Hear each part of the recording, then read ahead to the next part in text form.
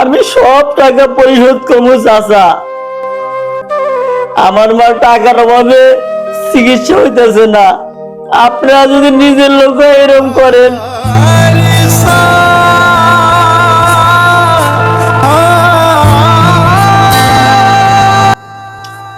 তোমার হাসপাতালে কান্দিস না দোস্ত, আমি আছি না। বন্ধুরে, আমার মা হাসপাতালে চিকিৎসাধীন অবস্থায় আছে। কত বন্ধু বান্ধব আত্মীয় স্বজনের কাছে হাত পাতলাম, কোনো সহযোগিতা পেলাম না। জানি না আমার মা চিকিৎসা হবে কিনা।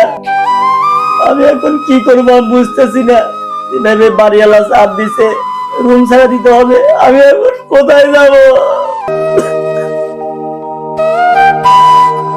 দোস্ত তুই কিছু চিন্তা করিস না দোস্ত, আমার তো কেউ নাই। আমার এই দুনিয়ায় মা বাপ কেউ নাই। আমার কাছে কিছু গচ্ছিত টাকা আছে দোস্ত, এই টাকাটুকু আমি সম্পূর্ণ তোকে দিয়ে দেবো। মানে আমার মা, তোর মা মানে আমার মা ভালো করার জন্য। আমি এই টাকাটা কি করবো দোস্ত?